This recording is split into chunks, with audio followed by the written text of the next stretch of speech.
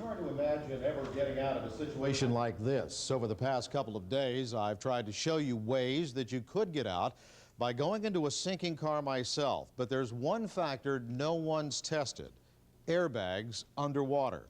Could they prevent your very means of escape? Tonight, we put it to the test as we continue our special report, When Every Second Counts.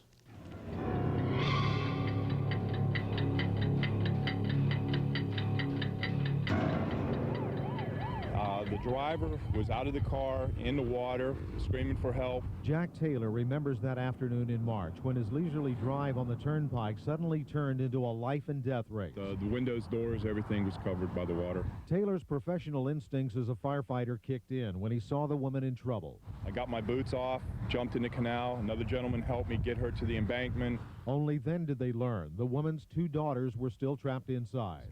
I got back in the water. Made several attempts to get down to the car, got to the car on the bottom, couldn't get the doors open, and just made several attempts to try to get them out. And I couldn't get the door open. I believe it was locked, so I never even got the door open. Both girls were finally pulled out. Neither one made it. It was sad. I have 2 kids of my own, 2 daughters, so kind of can hit home. I was there at the time that the tow truck pulled the vehicle out of the water. Chief Nigel Baker shared with us pictures of the car taken by Palm Beach Fire Rescue once it was pulled up. Notice both the driver and passenger airbags have deployed, but look how large the passenger bag is on the side where one of the victims was sitting.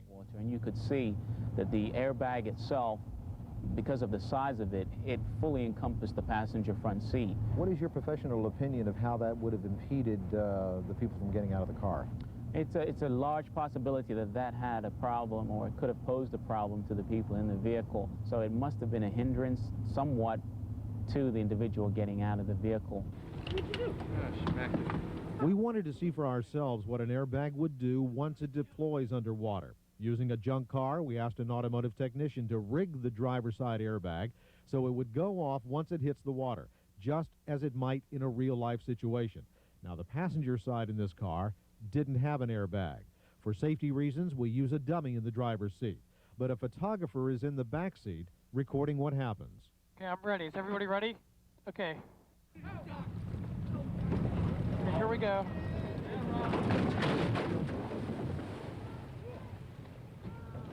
Within a fraction of a second, the airbag deploys and deflates. As you can see, though, you see it start to float up to the surface of the vehicle. The driver's side airbag doesn't seem to be too much of a hindrance to getting out of the vehicle, just a slight hindrance. As you can see it floating up, but the passenger one definitely will be a hindrance to the person trying to get out of the vehicle. Next, we take out the dummy, and News Channel 5 photographer Darren Hensley slips into the driver's seat to give you a better idea of how the airbag reacts once the car completely fills up with water.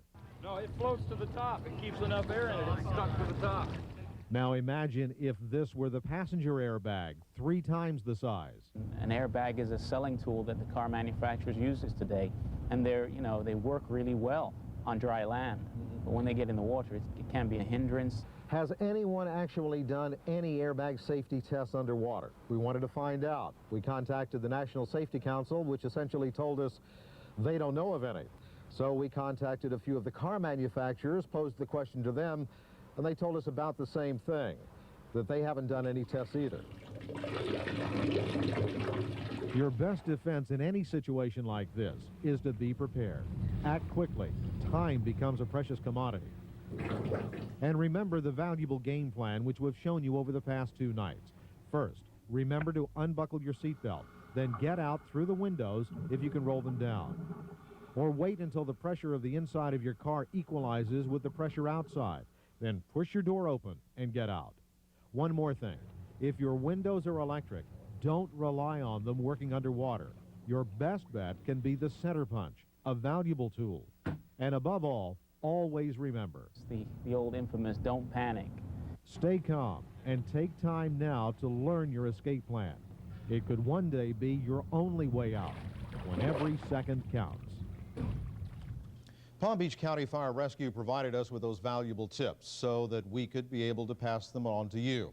We'd like to thank them, along with Cost Towing, Custom Trucks and Cars, JJ Auto, and Dixie Divers, which provided much of the underwater gear for me and the photographers, as well as some classroom instruction for me before this series was shot, and for the overwhelming community response and support which made this project possible. So for a couple of nights, we have been able to provide you with a lot of, hopefully, valuable information because it is rather unique to South Florida. Oh, Jim, a yeoman's effort on your part, but any advice to the folks out there about how to keep that panic level down? That's the key to this whole thing, it seems like, and you saw it yourself. You're back on dry land, and it's a totally different perspective. Exactly. We say it, don't panic, remain calm, and as we said in the reports, it's easier said than done. But you have to have a game plan, because as we saw from the mother who had to dive back in to her car when it flipped over in a canal to save her son, she was just driving along the road. It can happen to anyone. Somebody comes up behind you, clips you, all of a sudden you're rolling, and the next thing you know, you're in the water. So it can happen to anyone. The game plan is extremely important if you find yourself in this situation. And number two, the center punch, a very valuable tool. And also in the first night of your reports too, the tip to let the car stay as long as you can, holding your breath, let the car settle and the water come up, and then you can open the doors if you can, because the pressure stabilizes. Right. All right, great effort, Jim. Thank you very much for that.